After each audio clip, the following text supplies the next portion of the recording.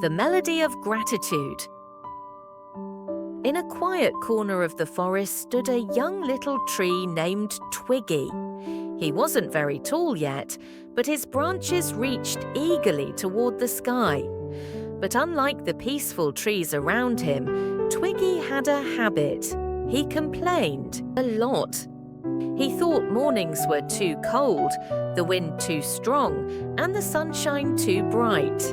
He thought the birds were too noisy, the squirrels too busy, and the bugs too annoying. Every morning, when the first ray of sunlight touched his leaves, Twiggy frowned. "Oh, it's too bright again," he grumbled. When the breeze passed by and made his branches sway, he snapped, "Stop it! I don't want to move." One day, two little squirrels ran up and down his trunk, chattering and laughing. Twiggy shook his branches impatiently. "Quiet! Don't make such a racket!" The startled squirrels froze, then silently scurried away. Soon, a pair of birds built a nest above his branches and began to sing their morning songs. Twiggy frowned again. "You're too noisy. Go sing somewhere else." The birds exchanged a glance, sighed, and flew away. Even the flowers seemed embarrassed and no longer bloomed so brightly. The grass bowed its head, and even the wind seemed hesitant to visit. Twiggy felt proud. "At last, some peace," he said. But what he didn't notice was that the world around him had turned quiet and dull. Beside him stood an old, tall tree, Grandpa Oak. He was rough with age but gentle in spirit. Even when crows nested in his branches or when rain poured for days, he never complained. Twiggy frowned at him one day. "Don't you ever get annoyed?" Grandpa Oak smiled gently. "Life always comes with wind and rain, sunshine and laughter," he said. "Each one is a gift." Twiggy turned away and huffed. "I don't think they're gifts at all."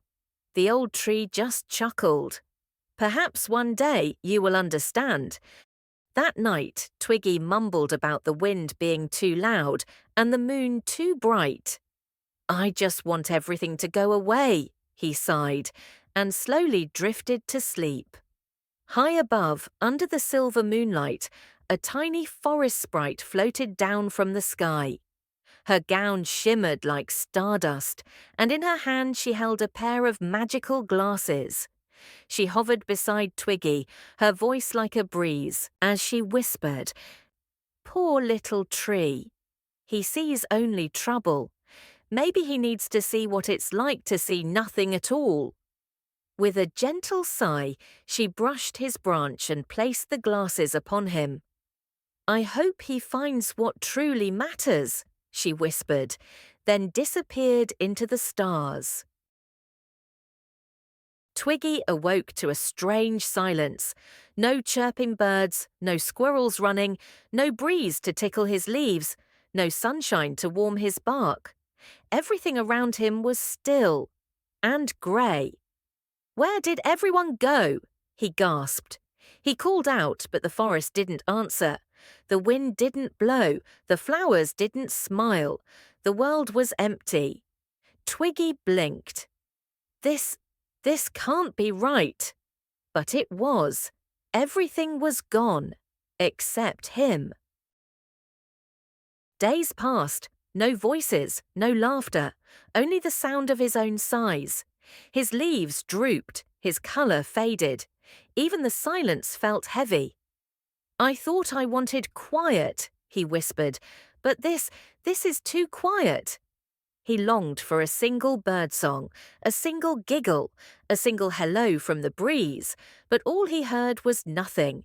Then, one day, he cried out, "Please, just one chirp, one footstep. I'll never complain again." A tiny tear slid down his trunk, and deep inside him, something warm stirred. He had missed the very things he once wished away. That night, the moon returned. The forest sprite reappeared, floating gently by. She saw the drooping branches, the tired eyes, the quiet longing in his sigh. She smiled softly. "I think you're ready," she said, and carefully lifted the magical glasses from his face. A breeze whispered through the leaves. Twiggy's branches rustled. He opened his eyes. Sunshine poured down in golden beams. Birds chirped. Squirrels danced. Flowers bloomed. The forest sparkled with life. Twiggy laughed. "You're here! You're all still here!" He twirled his twigs, shimmered his leaves, and called to everyone he once pushed away. "I missed you. I'm so glad you came back." The birds returned to nest. The squirrels ran up and down his trunk. A fawn curled beneath him for a nap. The wind played gently with his branches. Twiggy swayed with joy. "Thank you," he whispered. "Thank you, wind. Thank you, birds. Thank you, sunshine and rain. Thank you, thank you, thank you." Grandpa Oak smiled. "That," he said, "is the magic of gratitude." And Twiggy's leaves glowed brighter than ever before.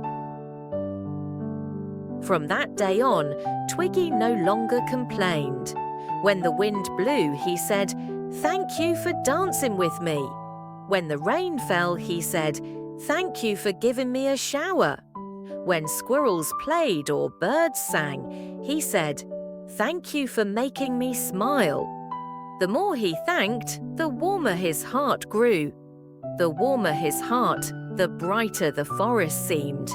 And every day, Twiggy sang a soft, joyful melody, the melody of gratitude. Dear little one, sometimes you might feel like Twiggy too. Maybe Mum's dinner isn't your favourite. Maybe your little brother makes too much noise. Maybe cleaning up feels too hard. But guess what? Those small things are signs of love. Mum's warm food is her love on a plate. Your noisy brother, he plays near you because he trusts you. The sunshine that warms your cheeks is cheering you on. Try saying, "Thank you for the dinner. Thank you for today's sunshine. Thank you for being with me." And suddenly your heart feels lighter. Your world feels warmer. Because gratitude turns ordinary moments into miracles. Thank you for watching the Thankful Rhapsody. Don't forget to subscribe for more gentle bedtime stories. Good night, little ones.